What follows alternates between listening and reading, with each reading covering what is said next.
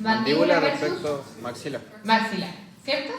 Entonces el primero, la diferencia eran los planos, ¿cierto? El plano de Frankfurt y el otro el plano de Camber, ¿ya? Entonces ahí ustedes ponen cuál es la relación del maxilar versus el cráneo, que en este caso era ortognático, y la mandíbula versus maxilar, que era al parecer ortognática. Y la clase facial, que en el fondo según estos análisis yo creo que la Javi ahí se equivocó porque probablemente la mandíbula estaba un poco más adelante, ¿ya? Y ahí todos esos análisis de la parte facial solamente, no esqueletal todavía, nos daba que la paciente tenía una tendencia a clase 3, porque tenía un perfil más cóncavo, ¿cierto? Se notaba que la mandíbula estaba mucho más prominente que el maxilar.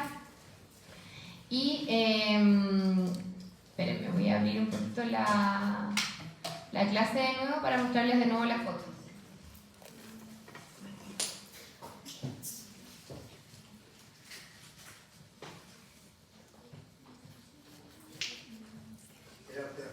Sí, usamos Canva, está más moderno que el Power. Ya, entonces aquí teníamos la fotito de la Amy, ¿ya? Que era esta misma paciente que estamos viendo en la ficha. Ya, y vamos a ir para ir proyectando la foto al tiro. Ya, tenemos entonces la divergencia facial. ¿Se acuerdan a qué hacía alusión la divergencia en los análisis? ¿O con qué análisis veíamos si había un ángulo más hiper o hipodivergente? ¿Lo vimos en la mañana? Y ahí alguien me está haciendo un gesto. Bueno, dígame. ¿Se acuerdan?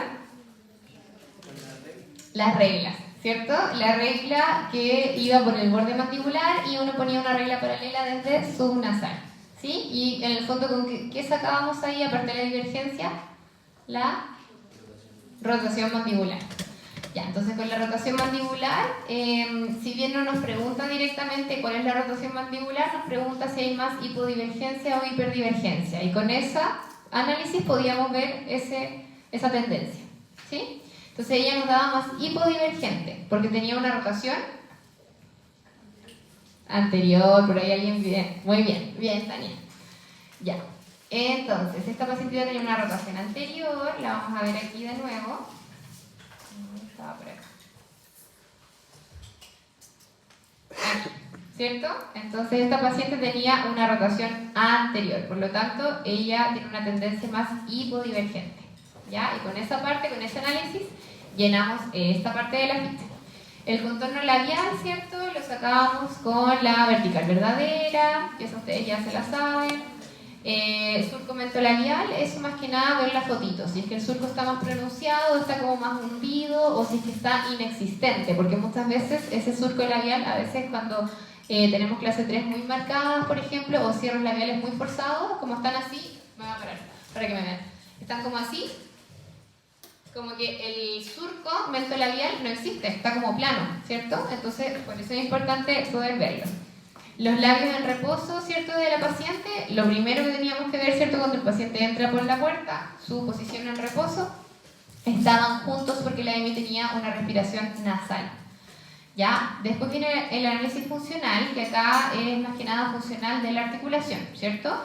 Y este es muy parecido al que ustedes hacen en la ficha clínica, ¿ya? La ATM, ¿cierto? Los signos de la ATM derecha, izquierda, si es que tiene alguna sintomatología. En este caso, la EMI no tenía ningún signo, entonces como no le marcamos, no se desplegó nada. Pero cuando ustedes marcan ahí, se les va a desplegar una porción donde ustedes pueden anotar lo que encontraron. Por ejemplo, un salto, un clic, es lo mismo que en la ficha de odontopediatría, ¿ya? En el fondo se repite un poco esa parte. Y en la parte muscular, ahí es donde ya entramos al análisis como funcional de lo que es la deglución y todo eso, ¿cierto? Porque acá tenemos cómo está el labio superior y el inferior. ¿Se acuerdan que en la clase de funciones igual vimos que muchos respiradores orales tienen el labio, por ejemplo, superior como evertido? ¿A qué nos referimos con evertido? A que está así como dado vuelta, como que está suelto, con poca musculatura, entonces como no se logra cerrar, queda como así, como levantado, ¿ya? Entonces ahí, por ejemplo, el labio superior, si fuera el caso, no estaría normal, pues lo marcamos ahí como una alteración y también generalmente se despliega una parte donde ustedes pueden anotar así como labio invertido o labio hipotónico, ¿ya?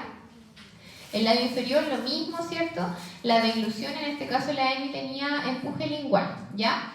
que si no me equivoco, ahí lo mismo, se despliega y ustedes pueden elegir, por ejemplo, deglución atípica o solo empuje lingual, ¿ya? Entonces, cuando ponemos solo empuje lingual es porque generalmente es algo como que realmente solamente es que se ve la lengua, pero no mueve mucho la musculatura perioral, etc. La deglución atípica la clasificábamos cuando ya implicaba, digamos, más movimiento de labios, ¿cierto? Era un cuadro más completo. Y en la respiración, bueno, la EMI tenía respiración nasal. Se fijan que acá, en el fondo, les pide más que nada el resumen, pues el resultado, pero para ustedes poner ese resultado tienen que hacer todo este análisis, ¿cierto?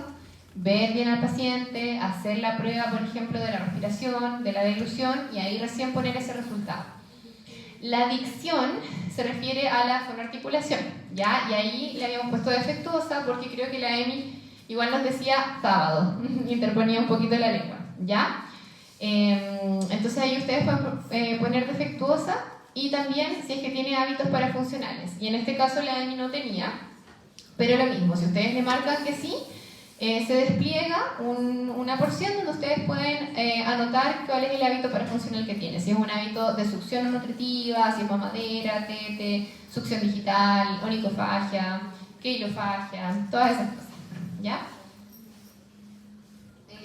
Después viene la línea media dentaria, que en este caso era coincidente, y ya ahí ya viene, se despliega el análisis de modelos, ¿cierto? Entonces acá, ¿cierto? Teníamos que, bueno, en ese tiempo, sí, esta ficha, por ejemplo, la que yo les mostré, es el análisis de ella del 2024.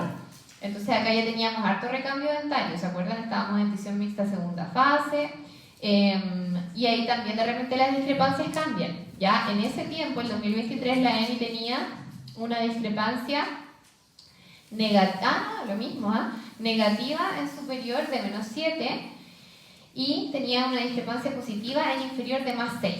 ¿Ya? Y eso, ahí es el puro resultado, pero en ese tiempo, 2023, creo que ahí sí solo se calculaba con Tanaka, doctor. Creo que ahí no estábamos usando el LARAS todavía. Enseña a los niños cómo se hace eso. Vamos a ver entonces. Y después les pide analizar la curva de SPI, que bueno, igual en este caso, ahí igual el doctor me corrige si me equivoco, pero en las denticiones mixtas es difícil ver la curva de SPI porque muchas veces hay dientes semierupcionados, entonces la verdad es que ahí no pedimos mucho que hagan el tema de la curva de SPI, ¿ya? Y en el paladar, ahí podemos ver si hay un paladar alto, ¿cierto? Un paladar ojival, en este caso la EMI, a pesar de tener, yo igual creo que aquí la alumna se equivocó en poner normal, porque ya tenía una compresión maxilar, entonces lo más probable es que el paladar fuera más alto de lo normal, ¿ya? Pero si tenemos paladares ojivales, altos, etc. Ya, en el ancho del arco superior e inferior, este es el análisis de los modelos, ¿cierto? Cuando empezamos a analizar esta parte transversal, ¿ya? O también, por ejemplo, si analizamos el análisis de el reborde de Walla, perdón, aquí yo me había equivocado, le puse Witz y es el de Walla, ¿ya? Este análisis de la diferencia entre el maxilar y la mandíbula es el reborde Walla, ¿ya? Igual lo van a ver con más detalle con el doctor, pero cuando hacemos este análisis y vemos que el maxilar es menos ancho de lo que debería ser, es más angosto, le ponemos aquí arco superior angosto, ¿ya? Y lo mismo con el inferior. Después, en la forma del arco, ahí también podemos ver, ¿cierto? Si es que el arco es un poco más, en este caso, encontramos que era más paraboloide, ¿cierto? O puede ser más ovalado, o en casos de compresiones más severas, a veces puede ser hasta triangular. ¿Ya? Entonces en la ficha, acá por ejemplo nosotros pusimos que era la forma asimétrica. Aquí claro, no, le sale asimétrica o simétrica. ¿Ya? Y en este caso por ejemplo lo mismo, si hay un lado más comprimido que otro, ahí podemos ver asimetría, ¿cierto? Y si no, en este caso era bastante simétrico el de la N. ¿Ya? En este tiempo, 2024, parece que el 2023 no era tanto. La rotación molar. Acá podemos ver la rotación molar, ¿cierto? Y esta rotación molar la vemos con estas líneas que las trazamos, ¿cierto? Desde la cúspide vestibular del primer molar, pasando por la cúspide palatina, y esta línea, ¿cierto? Entre esas dos cúspides debería llegar entre el canino y el premolar o el primer molar primario, ¿cierto? Y si ya llega, digamos, fuera de esa línea y llega más posterior o más anterior, es porque el primer molar está rotado, ¿ya? Entonces esas líneas las trazamos del primer molar permanente y del, digamos, derecho e izquierdo. Si no tenemos primer molar permanente, no hacemos ese análisis, ¿ya? Ese análisis solamente es para el primer molar permanente. Y en este caso no teníamos los molares rotados, por lo menos en ese tiempo. Ya, inclinación molar. Este es importante, que creo que no lo habíamos puesto acá. Y ustedes evalúan el modelo inferior. Aquí tenemos el modelo inferior. Aquí tenemos el modelo inferior y aquí para la inclinación molar nosotros evaluamos el molar, los dos molares permanentes inferiores. Y ahí ustedes tienen que evaluar si es que el molar está inclinado hacia el lingual. ¿Por qué? Porque muchas veces cuando hay compresiones maxilares en superior, los dientes compensan de alguna forma y los dientes inferiores, como el arco inferior es más ancho, los dientes o los molares inferiores empiezan a lingualizarse para poder llegar como a la oclusión normal con los superiores, que están más comprimidos, ¿ya? Entonces, ¿cómo nos damos cuenta de eso? Miramos nuestro modelo desde la parte oclusal, desde arriba, y si nosotros vemos la cara vestibular en gran manera o en gran medida, es porque el molar está inclinado hacia el lingual. ¿Se fijan? Si el molar estuviera derechito hacia arriba y nosotros lo miramos desde una perspectiva superior, no veríamos la cara vestibular del molar, veríamos solamente la cara oclusal. ¿Se fijan?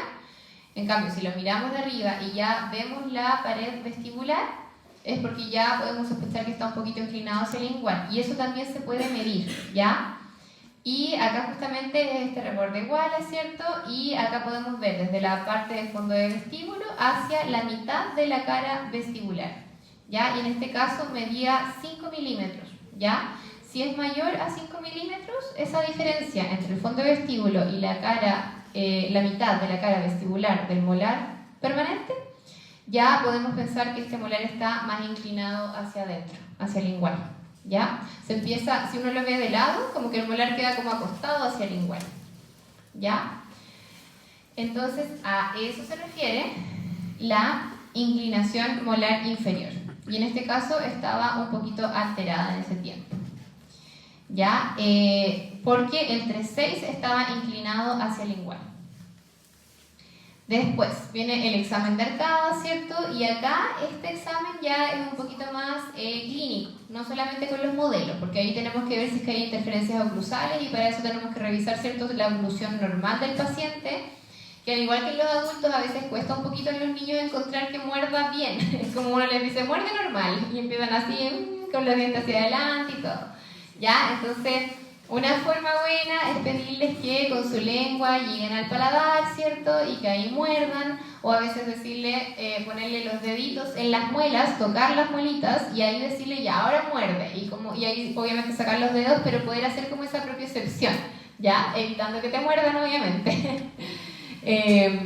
Pero la idea es poder como desprogramar un poquito su mandíbula para que logren a la mordida normal, ¿ya? Porque muchas veces van a encontrar algunos niños que pueden tener mordidas vis a vis o invertidas por acomodación.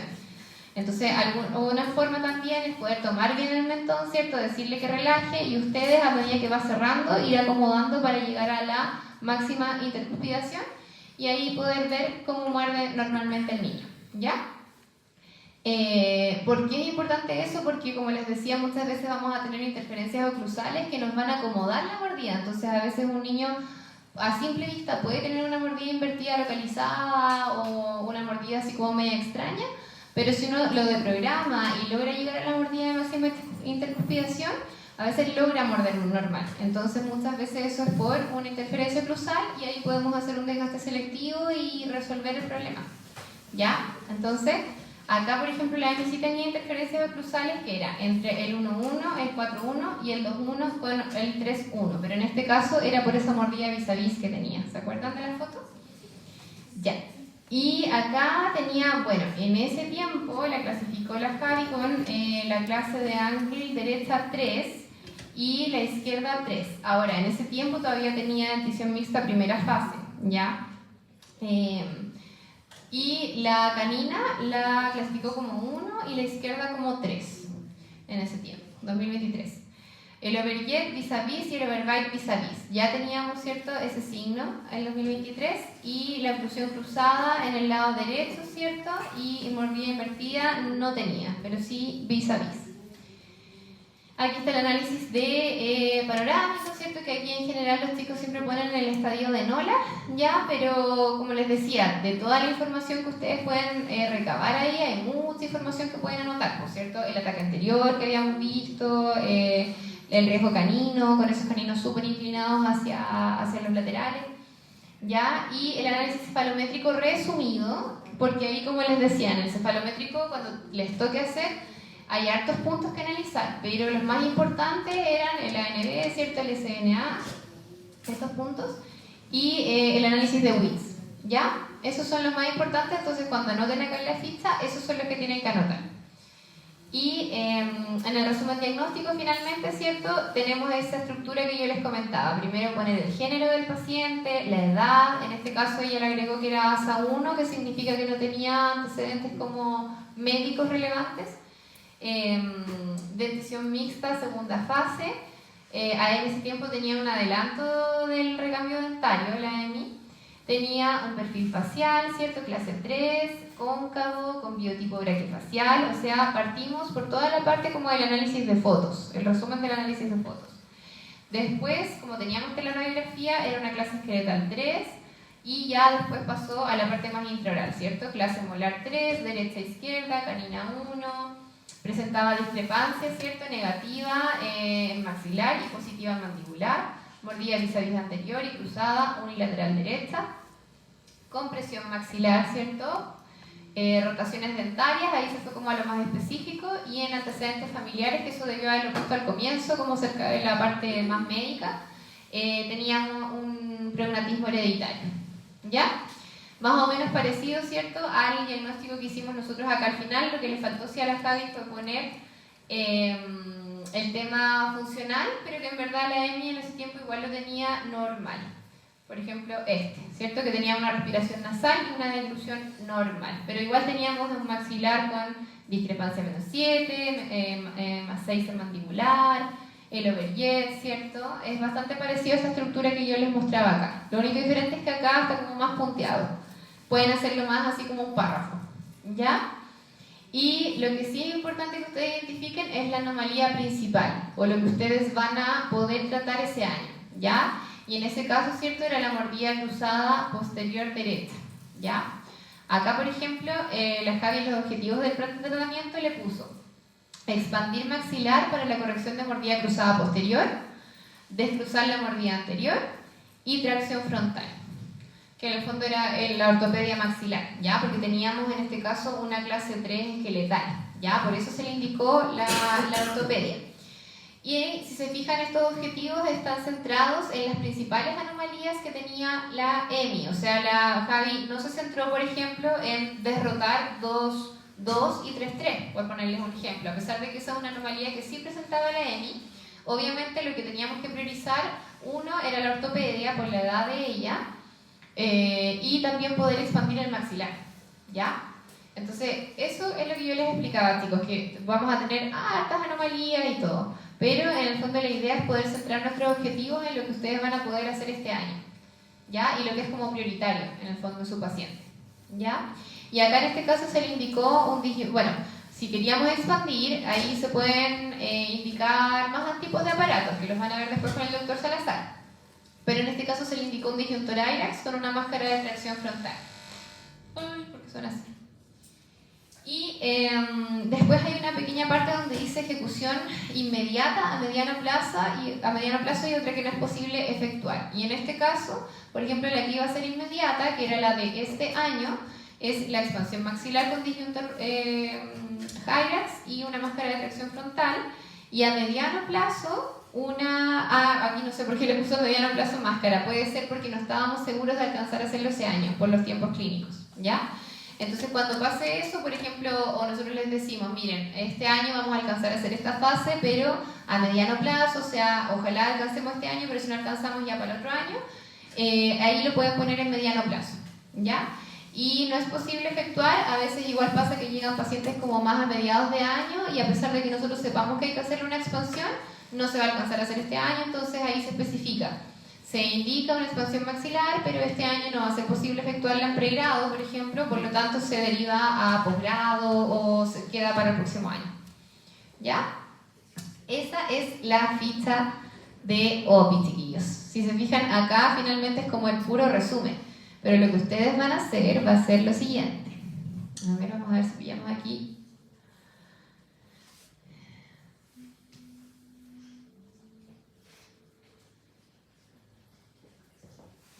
Aquí está el análisis facial, pero no sé si saldrá todo, a ver. Ah, ya, este fue el del primer año, el que hizo creo que la Javi, sí, la Javi Neculqueo. Ya, este por ejemplo fue el Power que hizo la Javi, y se fijan que, pero ahí no teníamos el modelo todavía, espérenme, voy a ver mejor el otro, el de 2024. Eso es lo bueno de este sistema de Smile, que podemos realizar eso de los años anteriores. Sí. En las antiguas fichas quedaban en el papel, muchas veces se salían, los modelos se llevaban para casa, nunca encontrábamos los modelos, así que ahora tenemos que tener todo eso registrado, por eso es muy bueno que ustedes van a recibir entre comillas ese beneficio, ¿no es cierto? Porque todo lo del año pasado debería estar ahí, siempre hay un paciente que no está, pero la mayoría está. Sí, súper bueno. De hecho, ahí, como se fijan, la EMI que tenía una como larga data en la coda, de hecho, ella partió como paciente integral de mantención. Yo la vi con un estudiante cuando recién entré a hacer docencia, como el 2021. Pero OPI empezó el 2023.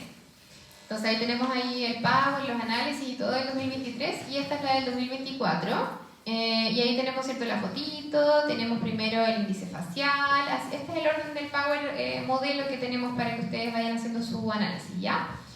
La proporción de tercios, ¿cierto?, el tercio inferior, tenemos aquí también los planos horizontales, que es más que nada para ver asimetrías, posibles asimetrías, que un ojito puede estar como más abajo que otro, etc. De repente encontramos cosas muy leves que obviamente no son tan relevantes, pero es para ver si hay alguna asimetría como mayor, ¿ya? Aquí tenemos, ¿cierto?, el perfil con esa línea que se traza, ¿cierto?, desde la frente al subnasal y posteriormente al mentón, y era más bien un perfil recto, ¿sí? Ahí tenemos el análisis de la posición del maxilar respecto al cráneo con las cuadras, ¿cierto?, el plano de Frankfurt que pasa, ¿cierto?, del tragus al infraorbitario y con una perpendicular que pasa por la glabela y subnasal. Y ahí teníamos que la EMI tenía un perfil medio, ¿cierto? Es decir, que el maxilar estaba en una correcta posición versus el cráneo. Tenemos también la relación del maxilar con la mandíbula, ¿cierto? Que ese ya sería el plano de Camper, que va directo hacia subnasal. Y aquí también teníamos un perfil recto, ¿ya? A pesar de que la paciente es clase 3, acuérdense. Entonces no siempre va a ser todo estereotipado, ¿ah? Porque siempre pensamos que el clase 3 va a tener el mentón más hacia adelante, la mandíbula más adelante versus el maxilar, y no siempre va a ser así. Ya aquí tenemos la rotación, ¿cierto?, que era más anterior, teníamos el plano de Ricketts y las fotitos intraorales que en ese tiempo ya la EMI tenía del 2023 puesto el IREX, entonces las fotos del 2024 salieron con el IREX puesto. Por lo tanto, estaba mucho más expandida. Si se fijan, está mucho más expandida que la foto que yo les mostré al inicio. Ya, ahí ya teníamos una expansión maxilar lograda y también habíamos puesto la máscara de tracción y la habían usado harto. Y los incisivos centrales ya habían pasado hacia adelante. Si se fijan, ya no están vis a vis. Ya tenemos un overjet chiquitito, pero teníamos un overjet. Lo único que nos pasó, sí, es que la EMI llegó con los incisivos centrales descruzados, pero los laterales se nos quedaron atrás, porque como estaban semi-erupcionados en ese tiempo, quedaron atrás de los otros. Así que llegó con esto y dijimos, ¿qué hacemos ahora? Pero el objetivo que se propuso la Javi el primer año, de expandir el maxilar y de, en el fondo, lograr un overjet, se había logrado, ¿ya? Pero a veces pasan esas cosas como extra. Ya, y aquí teníamos bueno, el diagnóstico como un poquito más punteado, pero que ya está más en extenso en la ficha. Y los objetivos igual los ponen en el Power finalmente y hacen esta tablita, ¿ya? Que esta tablita es un modelo del doctor Sandoval que siempre se ha usado y es donde salen los objetivos como con números. Por ejemplo, ustedes ponen objetivo número 1, número 2 y después ponen la acción según el objetivo. Por ejemplo, acá la acción era desinvertir la mordida anterior y en la propuesta número 1, ¿cierto? Habíamos puesto para desinvertir la mordida anterior de los laterales que nos habían quedado atrás, una plaquita removible en ese tiempo, ¿ya? Una plaquita removible de Holly con resortes en Z para descruzar esos dos laterales que nos habían quedado atrás. Y el objetivo número 2 era promover el tratamiento de respiración mixta. Y eso fue porque empezamos a sospechar que la Emi tenía, a pesar de que respiraba bien por la nariz, empezamos a sospechar que la Emi tenía una sospecha de reflujo gastroesofágico. Que cuando más chiquita lo tenía se resolvió, pero como que volvió con eso. Ya, entonces ahí hicimos unas interconsultas y teníamos que evaluar cómo estaba el estado de esas interconsultas a través del año. Y ahí ustedes activamente, chicos, cuando hacen interconsultas no es como llegar y pasarle el papel al papá y listo, ¿ya? Porque muchos papás a veces no entienden por qué los están derivando a otro doctor, etc. Entonces ahí es donde es el rol de ustedes poder explicarles a los papás claramente que ellos puedan entender por qué es necesario que su hijo se vea, por ejemplo, con otorrino, o con gastroenterólogo, o con fonoaudiólogo, ¿ya?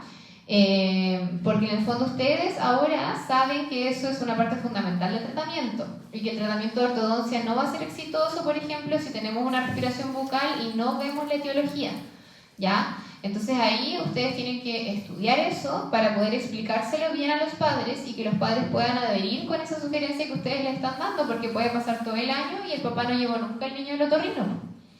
¿Ya? Entonces, lo que les decíamos, no sacamos nada con hacer una linda expansión maxilar, un lindo tratamiento, si después de eso el otro año va a volver a recidivar porque nunca lo llevaron al otorrino, nunca lo operaron de las amígdalas, nunca lo vio la fonoaudióloga. ¿Se fijan? Entonces, eso igual es una acción de OPI. Evaluar cómo está la interconsulta que ustedes realizaron. ¿Ya? Así que eso sería la ficha. ¿Ya? Y lo otro que queríamos aprovechar de repasarles, como nos quedó tiempito, era lo del TANACA. Ya, aquí de nada se los expliqué, pero así corriendo. Así que vamos a verlo un poquito más en extenso. Igual aquí sale como más... esto igual hubiera sido bueno hacer como un taller, ¿ya? Pero acá les voy a tratar de explicar un poquito apuntándoles, ¿ya? Es que no tenemos modelos pues, como para que los pudieran medir. ¿Tiene usted? Ah, yo no tengo. Así que... Oh, maravilloso. Siempre preparado, doctor. Estoy 100%. Venía la mujer.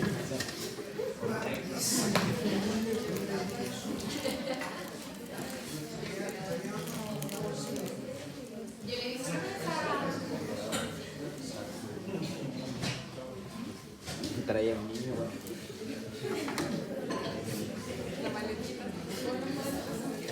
Chicos, ¿les quedó claro la ficha? ¿Tienen alguna duda? Aprovechando que tenemos acá la ficha de Smile.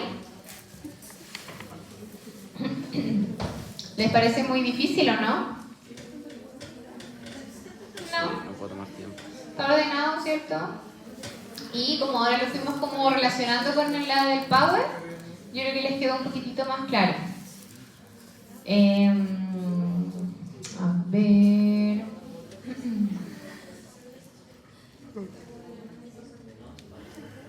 Sí. Yo tenía una duda Dígame. respecto a... ¿Cuál es su nombre? José, José. Ya, es que quiero ir aprendiéndome los nombres. respecto a la ficha de ortodoncia que mostraron en un ítem que decía, creo que eran los contactos interocruzales, o no me acuerdo cómo decía, pero ahí consignaron que tenía la mordida, Va, esta es la ortodoncia especialidad. el contacto del 2-1 y el 1-1, Ah, sí. pero no sé si es necesario en ese ítem hacer las lateralidades, los movimientos o basta con colocarlo en la ficha de intra y extraoral. Sí, ahí es más que nada en intra y extraoral, y acá en las interferencias oclusales se refiere más que nada a si es que hay algún contacto prematuro. Eso sería como lo relevante en ortodoncia. Lo que les decía yo, que igual hay que, a pesar de que quizás no van a hacer esto de las lateralidades y protrusión y todo, tienen que llegar a la mordida, a la máxima intercupidación con los niños, y a veces eso es difícil. Por eso es bueno como decir, yo a veces en vez de muerde o muerde normal, yo les digo como, ya, sonríe, a ver, sonríeme. Entonces, ahí, bueno, ahí de repente igual te sonríen así, ¿no? Como que te ponen así, acomodan la mordida. Entonces ahí ustedes tienen que empezar a decirle ya, relaja tu boca, relaja la perita, relaja y como de programarle un poquito aquí del punto del mentón. Y ahí irle cerrando y decirle, anda cerrando lentito, lentito, y ahí uno le va empujando un poquito la mandíbula hacia atrás, porque no sé por qué siempre tienden a protruirla un poco. Doctora, pero entonces ya. ese mic no es la mordida normal del paciente, o sea... Claro, o sea, en el fondo igual cuando tú le pides que muerda, es porque le estás pidiendo que haga máxima intercopiación al final. Entonces, se les pide eso, que muerdan, para ver cómo está su oclusión. Así que, eso con las interferencias, ¿ya? Gracias. ¿Alguna otra duda, chiquillos?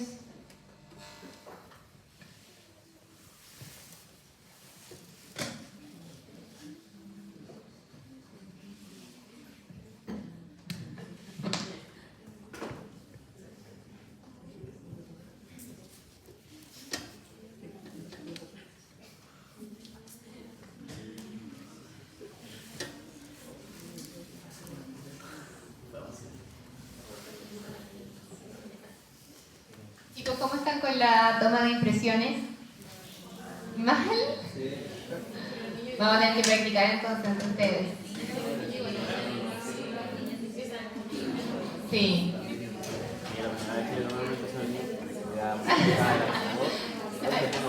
Bien. ¿Cuál es su nombre? La puso así el niño y le mandé la foto. ¿Sí? Ok, ya. Si le da esta, Porque se cae la página. Ah, claro, igual hay un Excel. Sí, de hecho el doctor Sandoval igual ahora me dijo como, pero en verdad deberíamos usar solo Laras. Así que mira, igual está en discusión. Pero no es malo que sepan hacer el Tanaka, chiquillos. O sea, en el fondo, es bueno que lo sepan. Si el conocimiento nunca está de más. Y cuando no funcione Lara, no sé, no tengan el... Igual es bueno comparar los dos. ¿Ya? El Tanaka generalmente da un poco más exagerado siempre. ¿Ya? Por ejemplo, si me sale una discrepancia de -7, Lara a veces me va a salir de -5 o algo así. doctora, pero para la ficha hacemos los dos, ¿cierto? En la ficha por ahora se piden los dos. Doctor, me están preguntando que por qué no hacemos solo el de Laras. Only Y yo les Lara. digo que el conocimiento nunca está de más. No sé, usted me pidió que les mostrara el 8, yo se lo muestro. Ya, para que lo conozcan, No, chicos. lo que pasa es que en ese Lara se nos cae la página a veces. Bien. Entonces, Acá hay alguien que conoce más y dice que hay un Excel. sí, hay un Excel, pero está prohibido. Está vetado. Ya, pero tiene Lara. tres modelitos aquí para que trabaje, pero tengo uno solo de estos. ¿Alguien andará con regla flexible o no? Porque con pan no creo que ande. Eso sí que me van a estar trayendo en la cartera con pan, ¿no? Yo tengo un alambre.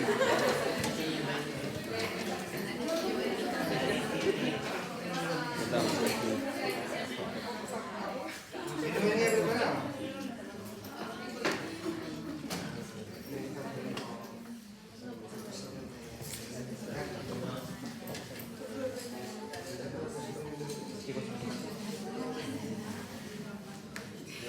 Esto es lo único que tengo. Nada más tecnológico tengo.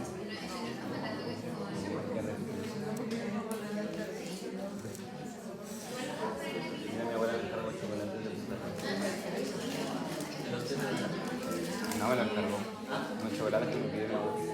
Entonces, puede dividir el grupo en tres.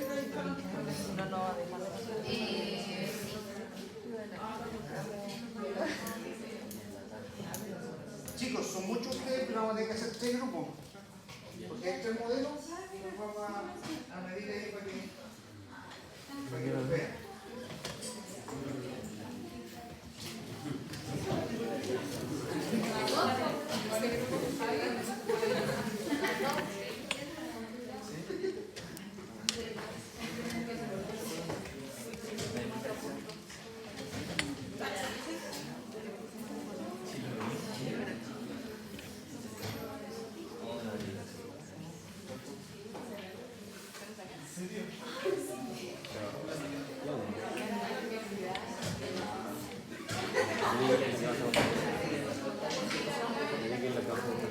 ¿Qué hora?